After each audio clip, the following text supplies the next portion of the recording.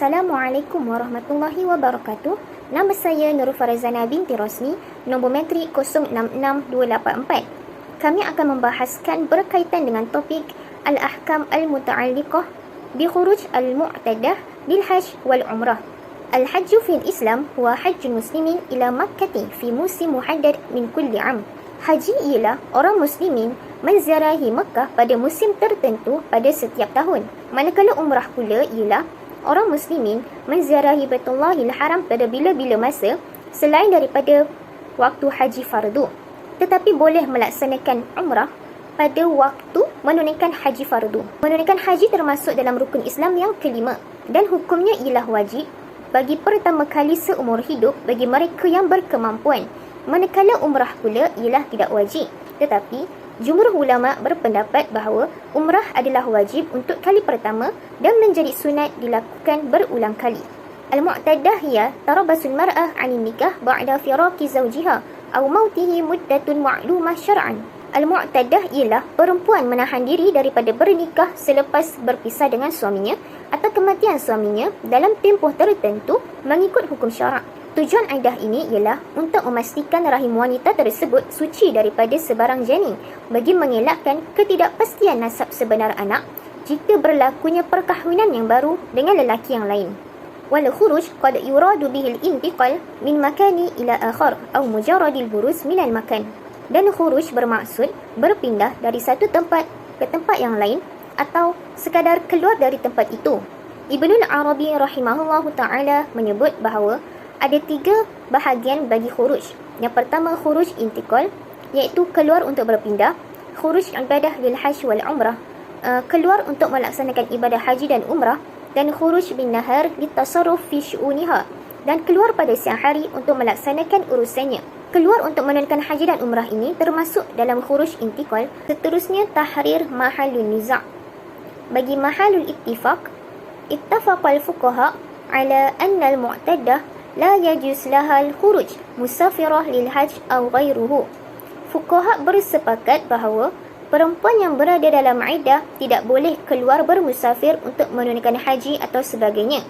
Pada asalnya, perempuan tidak boleh keluar bermusafir ketika dalam iddah kecuali sekiranya ada keuzuran kerana darurat mengharuskan halangan. Sekiranya pemusafiran itu adalah untuk beramal ataupun beribadah, maka tidak boleh dilaksanakan kerana tiada wujudnya darurat di dalam perkara tersebut.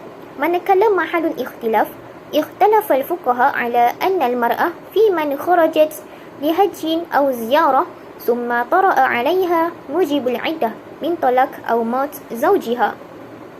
Fuqaha berselisih pendapat bahawa perempuan yang keluar untuk haji ataupun ziarah kemudian berlaku kepadanya untuk wajib beriddah daripada talak ataupun kematian suaminya, dan tiada kesepakatan fuqaha tentang hukum keluar bagi perempuan yang beriddah untuk menunaikan haji ataupun umrah. Assalamualaikum warahmatullahi wabarakatuh. Saya Nurul Akilah binti Ahmad, nombor metrik 068087, ingin menjelaskan perkara berkenaan dengan ara'ul fuqaha fi hukmu khurujul mu'tadah anil wafati lil haji wal umrah, iaitu hukum ke atas perempuan dalam iddah kematian suami untuk keluar mengerjakan haji atau umrah. Kebanyakan ulama fiqh berselisih pendapat mengenai hukum wanita yang sedang dalam tempoh iddah wafat, iaitu kematian suami, untuk keluar bermusafir dan mempunyai tujuan bagi menunaikan haji dan umrah yang mana selepas daripada kematian suaminya. Jadi di sini terdapat 2 pandangan berkenaan hukum ke atas wanita dalam iddah tersebut. Pertama, mazhab al-awwal wa huwa yura jumhur ulama min Hanafiyah wal Malikiyah wal Syafi'iyah wal Hanabilah annahu la yajuzu safara al-mutawaffa anha zawjaha wa in kana safaraha li ada'il haji atau umrah. Bermaksud di sini bahawa pandangan pertama, iaitu majoriti ulama dari kalangan mazhab Hanafi, Maliki, Syafi'i dan juga Hanbali, meyakini bahawa tidak dibenarkan keluar bermusafir ke atas sesiapa yang kematian suaminya, sekalipun perjalanannya itu adalah untuk mengerjakan haji atau umrah. Ini kerana mereka berpendapat iddah mempunyai tempoh tertentu, manakala haji tidak mempunyai tempoh tertentu dan boleh dilakukan pada bila-bila masa sahaja. Dan ia juga adalah pandangan daripada para sahabat, iaitu Sayyidina Umar Al-Khattab dan Sayyidina Uthman bin Affan dan beberapa pengikut yang lain. Yang kedua, mazhab As-Sani wa qala ashabuhu anna yajuzu safara al-mutawaffa anha zawjaha li ada'il haji aw umrah wa huwa marwi an Aisyah radhiyallahu anha wa ata'a wa tawawasa wa huwa mazhab az-zahiriyah. Manakala pandangan kedua pula adalah di kalangan sahabat yang memberi pandangan bahawa dibolehkan bagi seseorang wanita yang kematian suami untuk keluar bermusafir bagi menunaikan haji atau umrah. Ini kerana terdapat riwayat daripada Sayyidatina Aisyah radhiyallahu anha dan ia merupakan pandangan az-zahiri. ثم ينتقل إلى أدلة مذاهب. أدلة مذهب أول الحنفية والمالكية والشافعية والحنابلة. استدل الجمهور في منعهم بالقرآن والسنة والآثار والمعقول. Seterusnya, kita pergi kepada dalil mazhab daripada ulama' jumhur, Hanafi, Maliki, Syafi'i dan Hambali yang mengatakan bahawa perempuan yang di dalam iddah wafat itu tidak diharuskan untuk bermusafir, sama ada untuk mengerjakan haji ataupun umrah. Mereka mendatangkan dalil daripada Al-Quran, Sunnah, Athar dan juga Ma'qul.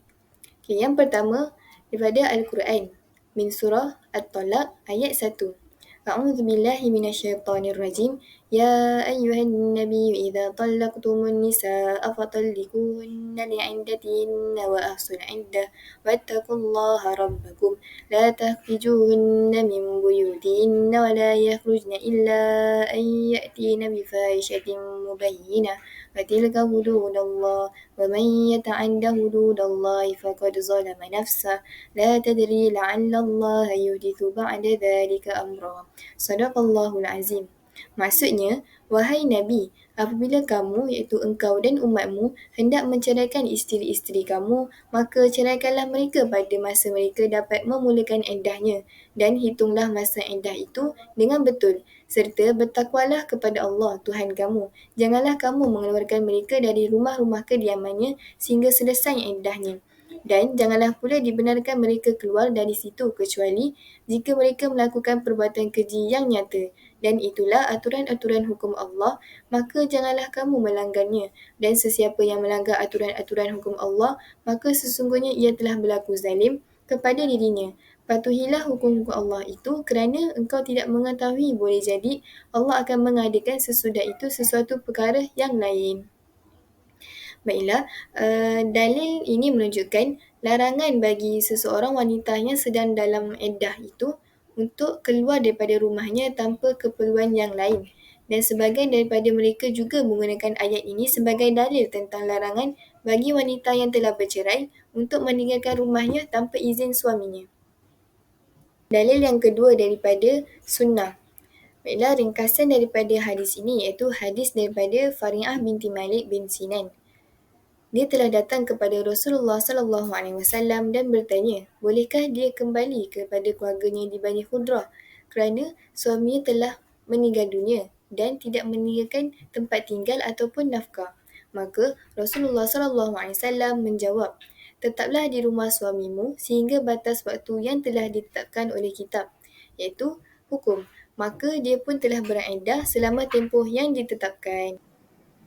Seterusnya, dalil daripada Al-Athar.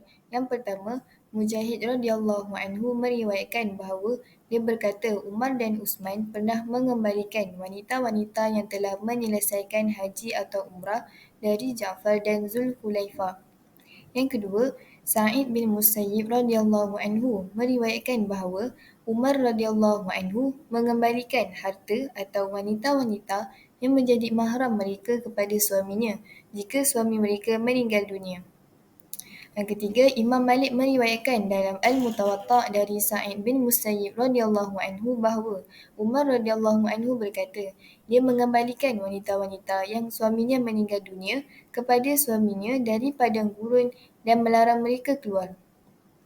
Daripada kisah Umar dan Uthman radhiyallahu anhu yang mengembalikan wanita-wanita kepada suami mereka setelah menyelesaikan haji atau umrah, maka dalil ini sangatlah jelas mengatakan bahawa tidak dibolehkan bagi perempuan yang berada dalam masa iddah keluar untuk melakukan perjalanan haji ataupun umrah. Yang terakhir daripada mazhab awal iaitu Al-Ma'qul.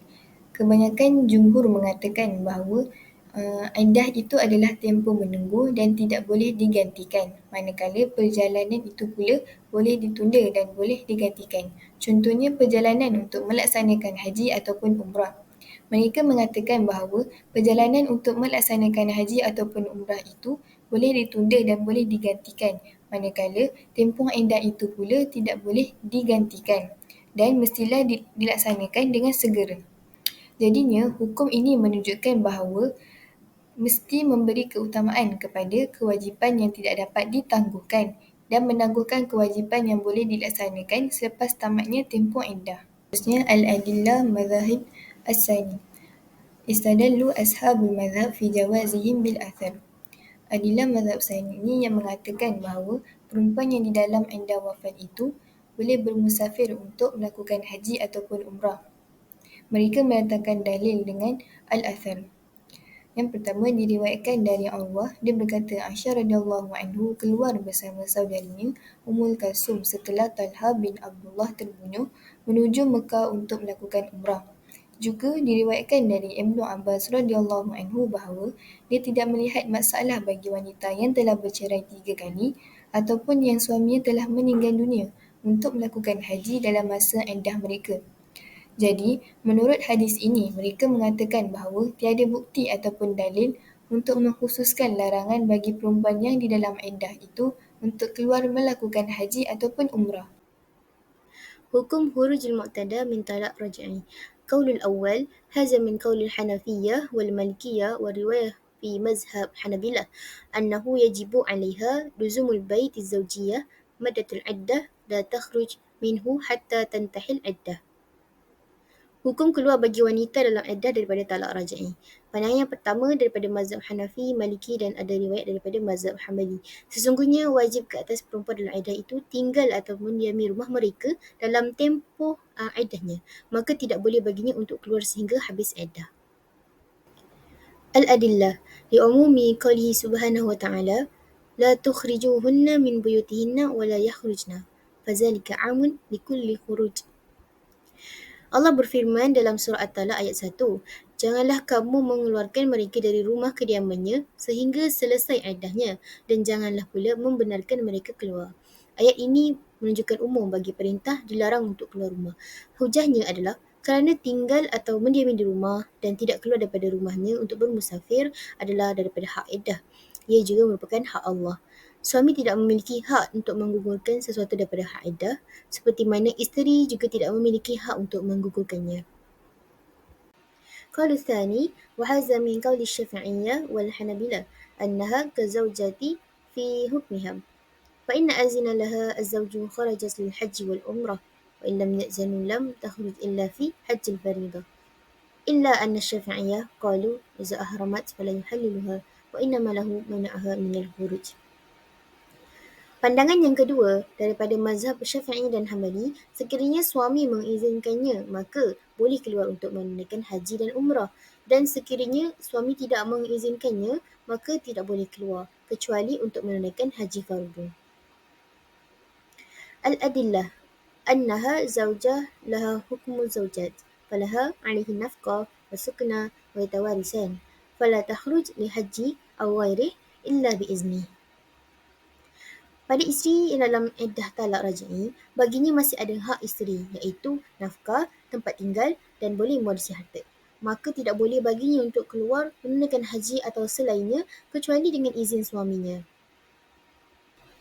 At-tarjih, ar-ra'yu rajih min wajhatin nazri, qaulu tsani min qauli Syafi'iyyah wal Hanabilah بأن المعتدى من طلاق رجعي تأخذ حكم زوجة ومن ثم فإن أذن لها الزوج خرجت للحج والعمرة وإن لم يأذنوا لم تخرج إلا في حج الفريضة.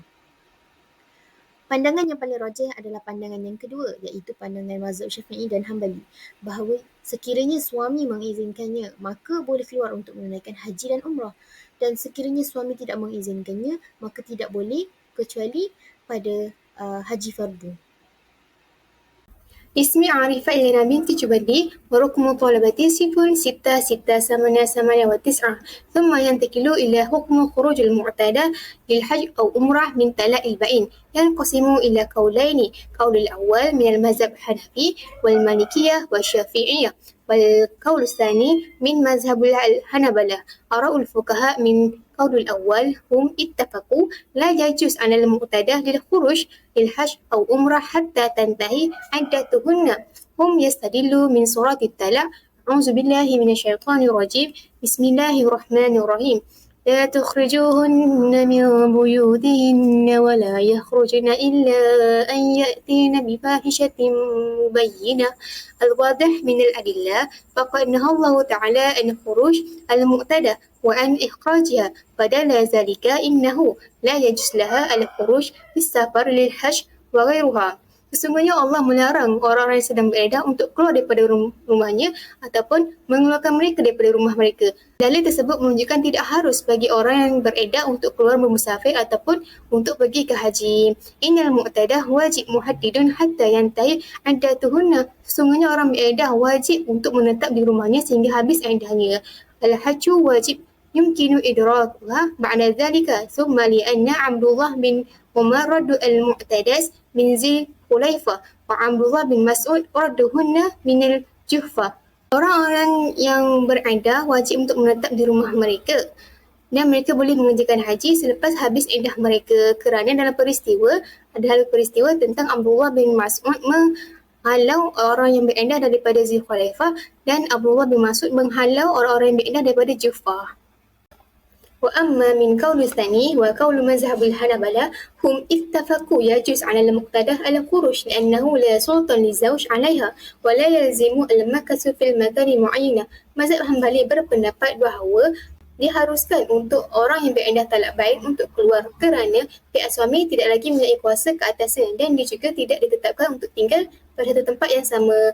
Adillatu min ma'qul annaha kharajat min asmat az-zawjiyah wala yajibu 'alaiha ahdah fajaz laha khuruj. Mereka berpendapat daripada makul bahawa orang-orang yang telah diceraikan telah keluar daripada perlindungan perkahwinan dan tidak ada padanya ihdat dan diharuskan juga bagi mereka untuk keluar bermusafir.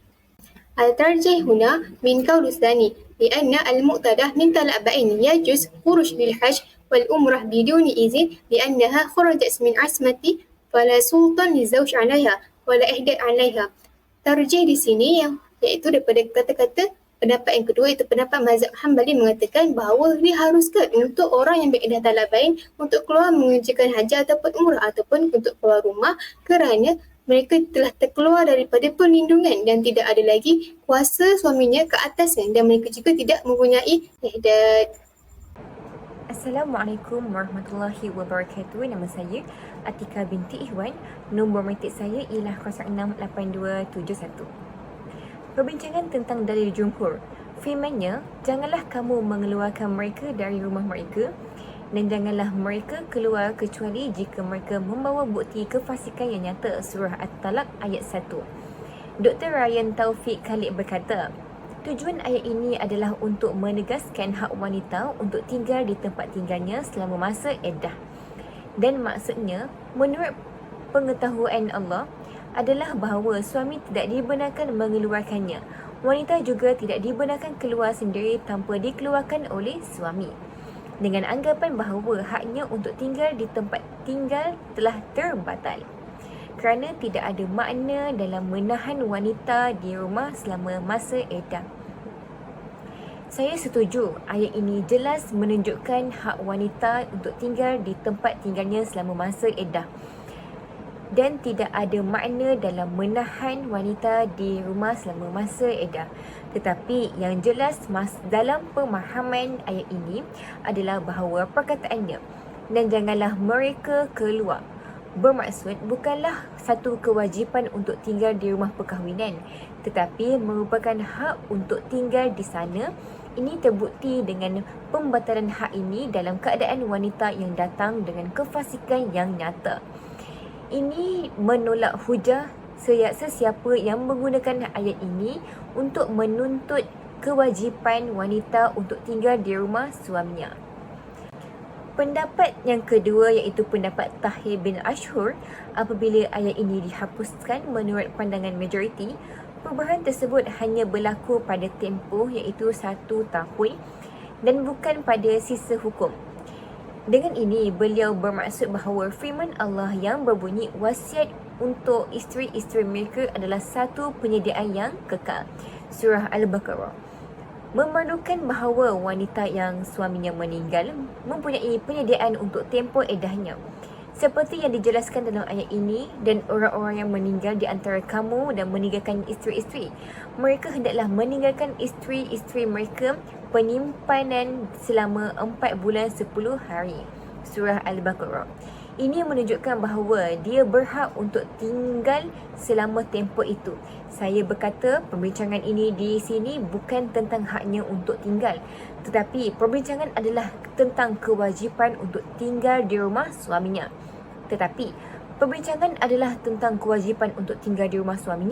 Dan bukan dalam ayat yang menyebut sesuatu tentang kewajipan ini. Sebaliknya, ayat tersebut hanya berbicara tentang warisan untuk isteri-isteri mereka, dan oleh itu ayat ini keluar daripada perbincangan dalam perkara yang kita bahas. Hadis Fari'ah binti Malik adalah lemah dan dipertanyakan, oleh itu tidak sah untuk menetapkan hukum syarak berdasarkan padanya. Berikut adalah penulisan hadis ini. Hadis Fari'ah binti Malik ini disebutkan oleh Imam Malik dalam Al-Muwatta dan oleh Imam Al-Syafi'i dan Musnadnya. Bismillahirrahmanirrahim. Assalamualaikum warahmatullahi wabarakatuh. Nama saya Arifah binti Bustami, nombor metrik 065866. Hari ini saya akan menerangkan berkaitan dengan afkar khuruj al-mu'tada lil hajj atau lis safar. Jadi kat sini, para fuqaha telah bersepakat bahawa tidak boleh bagi seorang wanita yang sedang dalam iddah untuk keluar untuk menunaikan haji atau bermusafir lain. Dan mereka berselisih pendapat tentang seseorang yang keluar untuk melakukan haji atau ziarah lalu diwajibkan baginya iddah, seperti perceraian atau kematian suaminya. Ia mengandungi pelbagai butiran yang berkumpul di dalam banyak cabang. Ia diperincikan dalam kenyataan yang berikut. Menurut pendapat pertama, ulama percaya bahawa dia seorang wanita diceraikan atau suaminya telah meninggal dunia dan dia perlu menunggu dalam tempoh tertentu. Dia tidak boleh pergi jauh dari rumahnya pada masa ini. Sekiranya jarak dari rumahnya ke kota suci Mekah lebih pendek daripada masa yang dia perlu menunggu, dia harus pulang ke rumah dan menunggu di sana. Ini kerana dia tidak memerlukan mahram untuk bermusafir pada jarak yang dekat. Jika kedua-dua jarak ke Mekah dan jarak pulang lebih pendek daripada tempoh menunggu, dia boleh memilih sama ada untuk pergi ke Mekah atau tinggal di rumah. Secara amnya adalah digalakkan untuk dia tinggal di rumah pada masa ini. Sesetengah ulama percaya dia mesti pulang ke rumah kerana ia menjadikan seseorang pemustaqim dan bukan bermusafir. Ulama juga percaya dia boleh keluar jika dia mempunyai mahram, tetapi dia tidak sepatutnya keluar bersendirian. Jika dia berada di tempat yang dia rasa tidak selamat, dia boleh pergi ke tempat yang lebih selamat dan tinggal di sana sehingga tempoh menunggu tamat. Tidak kira sama ada dia mempunyai mahram atau tidak. Ini kerana adalah penting bagi wanita dalam keadaan ini untuk tinggal di dalam rumah. Seperti dalam Al-Quran surah At-Talaq ayat yang pertama. Bismillahirrahmanirrahim. La tukhrijuhunna min buyutihin. Janganlah kamu mengusir mereka dari kampung halaman mereka. Pendapat kedua pula mengatakan secara ringkasnya, jika suaminya memindahkannya ke tempat lain sebelum mereka bercerai atau dia meninggal dunia, dia mesti pulang ke rumah asalnya untuk menamatkan tempoh iddahnya. Jika dia pergi dalam perjalanan dengan suaminya dan suaminya meninggal dunia atau menceraikannya selepas 3 hari, dia mesti pulang ke rumahnya untuk menamatkan tempoh iddahnya, walaupun hanya untuk 1 hari. Walau bagaimanapun, jika dia tidak memakai pakaian khas untuk perjalanan keagamaan, maka dia boleh tinggal di mana sahaja yang dia mahu. Bismillahirrahmanirrahim. Assalamualaikum warahmatullahi ta'ala wabarakatuh. Nama saya Nur Ain Natasha binti Osman, nombor metrik 068420. Baik, insyaAllah saya akan menyambung perbincangan yang seterusnya, iaitu pendapat yang ketiga, hukum isteri berada di dalam iddah keluar menunaikan haji atau umrah. Baik, pandangan yang ketiga ini membahaskan tentang izin perjalanan dari tempat tinggal serta keadaan ihram dalam konteks haji. Berdasarkan pandangan mazhab Syafi'i, jika seorang suami memberi izin kepada isterinya untuk melakukan perjalanan haji, umrah, berniaga atau selainnya kerana keperluan, kemudian isteri tersebut berada di dalam iddah, jika selama perjalanan itu isteri tidak meninggalkan wilayah tempat tinggal, sebaiknya dia kembali. Namun jika isterinya meninggalkan wilayah tempat tinggal dan harus menjalani iddah selama perjalanan, isteri memiliki pilihan untuk kembali atau melanjutkan perjalanan.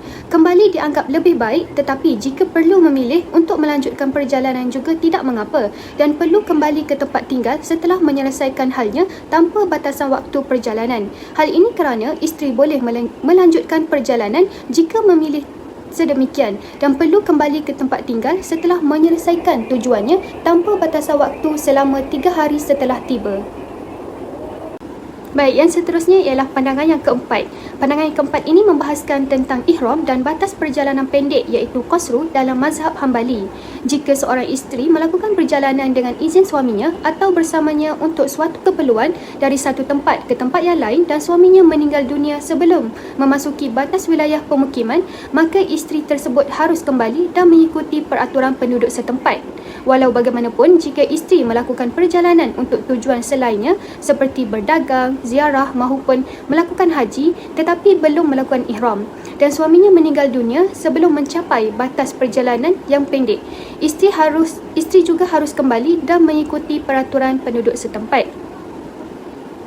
Seterusnya, dalam konteks isteri yang telah berihram untuk haji dengan izin suami dan suaminya meninggal dunia setelah itu, jika isteri tersebut sudah menempuh jarak kurang dari jarak perjalanan yang pendek dan waktu mencukupi untuk menggabungkan ihram dengan haji, maka beliau perlu kembali dan melaksanakan ihram sesuai dengan ketentuan penduduk tetap. Namun, jika masa tidak mencukupi dan isteri perlu menyempurnakan haji jika sudah cukup jarak, atau isteri perlu membayar kafarat yakni penebusan dengan melakukan ihram umrah sebagai pengganti jika waktu tidak mencukupi. Seterusnya adalah tarjih wafat. Setelah mengemukakan pendapat para ulama dan memanjangkan dalil mereka mengenai masalah hukum wanita musafir di dalam iddah yang di mana suaminya telah meninggal dunia untuk menunaikan haji ataupun umrah, jelaslah Allah Subhanahu Wa Taala lebih mengetahui bahawa melarang musafir secara umum ianya melibatkan sejenis sekatan dan mengatakan bahawa ia secara umum juga melibatkan banyak kejahatan. Oleh itu, perlu diperkatakan tentang pengantaran pada pandangan dengan membenarkan wanita yang dipisahkan oleh suaminya untuk bermusafir untuk keperluan ataupun keperluan seperti haji atau perjalanan untuk rawatan dan keperluan lain seperti sebab-sebab yang berikut.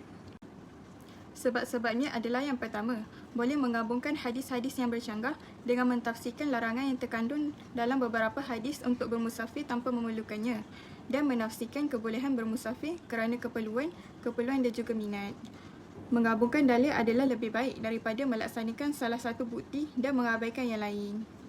Seterusnya yang kedua adalah tujuan berkabung adalah untuk menunjukkan kesetiaan kepada suami dan keluar dari tempoh menunggu untuk bermusafir di luar keperluan dan keperluan tidak bercanggah dengan tujuan ini. Akhir sekali yang ketiga, di samping itu, syariat Islam yang mulia telah membawa kesederhanaan. Maka, wanita yang menjalani tempoh menunggu tidak boleh dikenakan sebarang sekatan kerana kematiannya dihalang sama sekali untuk bermusafir, sehingga kehilangan kepentingan yang mendesak dan juga keizinan tidak boleh ditinggalkan sepenuhnya. Jadi, kawalan mesti dilaksanakan untuk mencapai kepentingan dan mengelak bahaya. Oleh itu, pergi untuk mendapatkan pasport kerana keperluan dan daripada perjalanan itu untuk menunaikan kewajipan haji mewakili kesederhanaan dan kemudahan, dan kami adalah negara yang sederhana. Dia berkata, dan demikianlah kami telah menjadikan kamu umat yang sederhana, yang kamu boleh menjadi saksi atau manusia dan supaya Rasul menjadi saksi di atas kamu.